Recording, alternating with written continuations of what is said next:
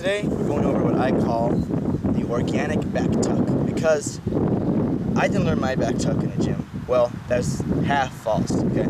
Because I did cheerleading, and I did go to a gym. They tried to teach me how to do it, and then I tore my hamstring, like tore it, not sprained it, I tore it, and I was out for 6 months, couldn't do anything. So eventually I stopped doing tumbling and that, and I had to teach myself how to do it. So I did get it over a few times, but regardless of that, I still had to eventually get it back because I was scared to do it, had to figure it out for myself.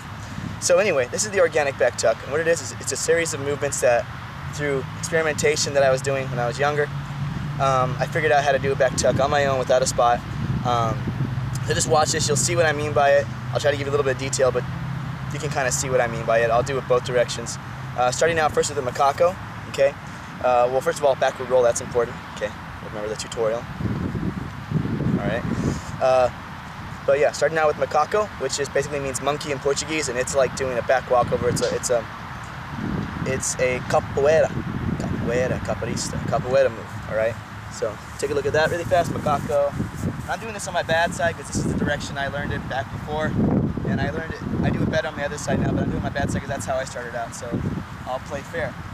So starting out, Macaco, one hand back. I have my hand turned.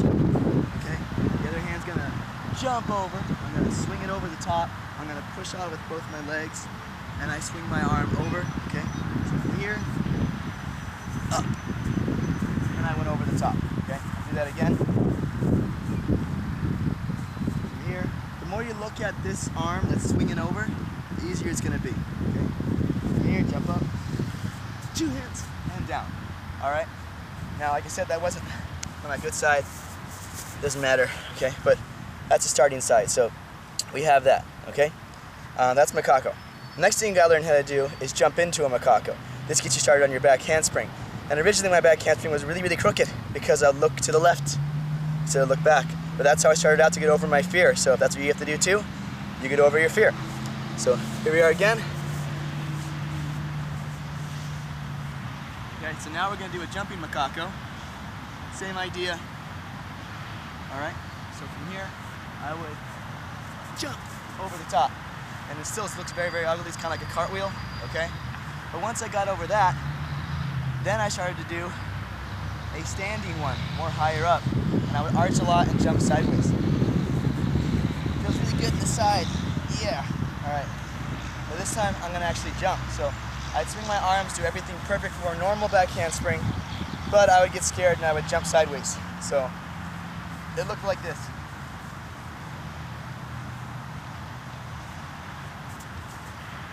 And I would jump over like that.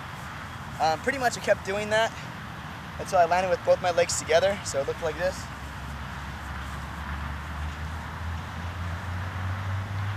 It's hard to do this wrong, by the way, it feels weird.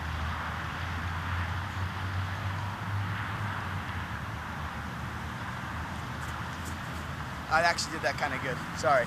But as you can see, it was still kind of weird, my arms are kind of bent. But that's what it was kind of looking like. It was sideways like that. And I actually did it one time, did like three in a row. Thought it was so badass, you know, 3 in a row. And they all looked like that. So you start out with that. Once you get comfortable with that and the fear gets over, because remember, fear, got to work with it, train beside it, and eventually it becomes an ally. It's just getting comfortable with having fear around all the time. That's what fear really is, just the unknown. Become its friend. You might like it. So then, as I got better with the back handspring, I just made it get, so first of all, first get to a good back handspring. I'll try to do a decent one today. Decent back handspring.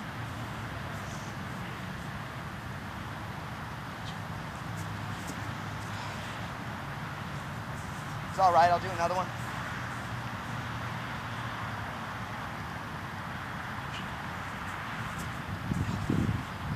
Okay, that was better.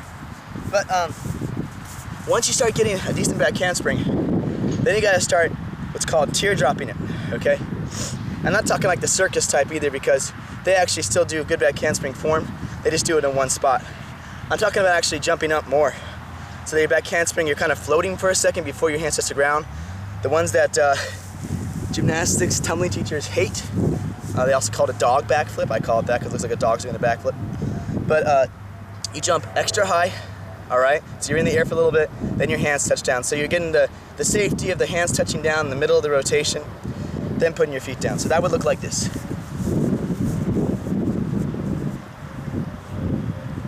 Really high back hand.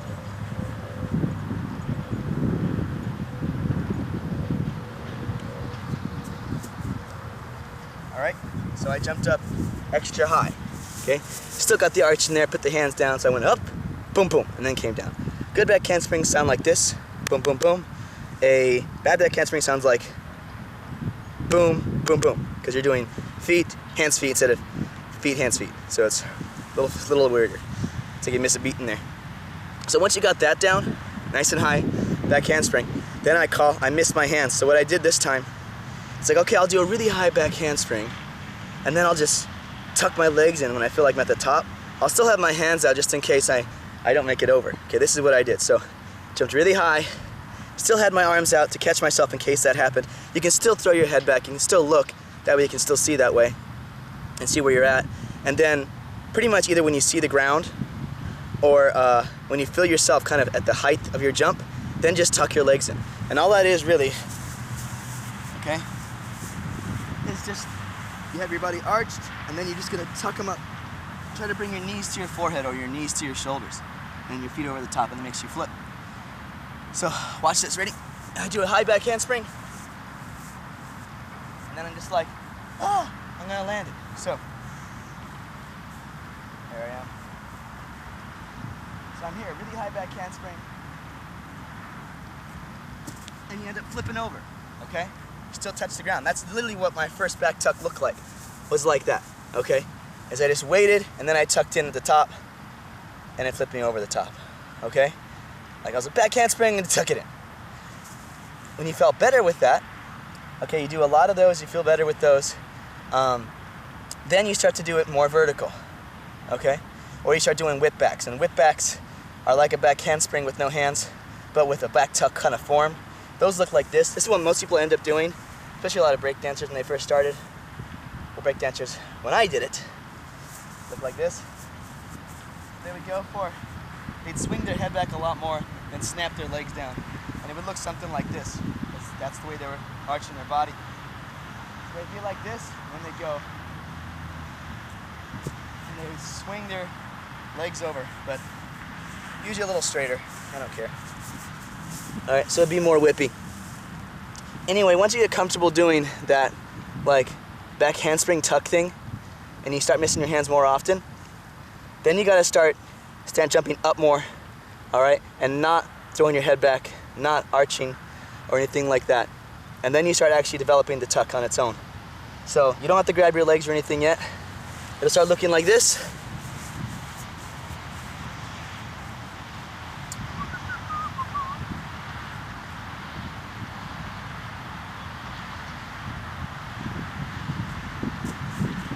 All right, nice crappy back tuck. It'll start to look something like that. And then once you really start getting better at it, you feel much better. You have that nice straight jump you're gonna have. You're gonna be swinging your arms to the height of it, opening up the shoulders, opening up the hips, straightening everything out, and then pulling that all over the top, tucking the knees up to the chest, shins pull over the top of the shoulders, tight tuck, kick out and land, and then you'll have a solid back tuck, all right? And that's what you're gonna need to learn for the other things that we're gonna start working on later on, okay? So here's a solid back tuck after going through those other things. This took me a while, by the way. This took me about a year, over a year to kind of figure out. And I'm pretty sure it's gonna take you a lot less time just because there's so much more information out there and so many more people that can help you. And when I first started it, there was like, there was some tumbling gyms around, but I didn't have any money to go do that when I was younger. So I just did it in a park and eventually progressed to this. If you wanna do it that way, sounds good. Be safe about it. And like I would do back handsprings into pools too, like back dives into it, and that got me going straight back instead of sideways too. That helped out a little bit. But you gotta be ready to, take the risk for it if you think it's necessary. I thought it was fun. Here's solid back tuck for you.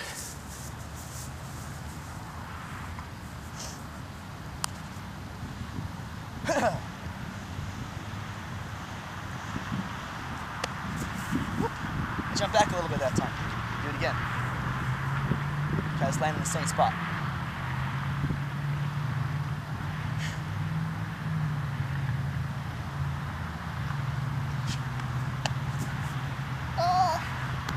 Alright, so I'm still jumping back a little bit. But that happens when you start throwing your head back and stuff, especially when you're doing back handspring to that. So I'll fix that in a little bit.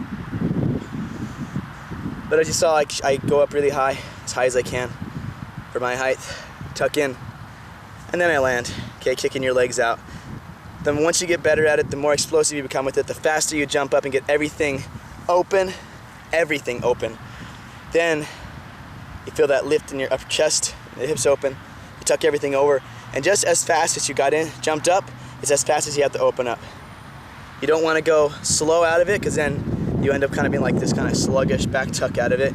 You want to be explosive and powerful. So again, don't do too many of them. When you first start, like do a few of them, maybe 7, 8, 9, but you're probably going to ignore that and just do hundreds of them, like I did anyway. But I do less of them now, and I'm better at them now, but it's also because I've been doing them for a while. Anyway, I'll stop talking. Good luck with it, and also check out the back tuck tutorial over here that I have set up for if you want to work inside of a gym.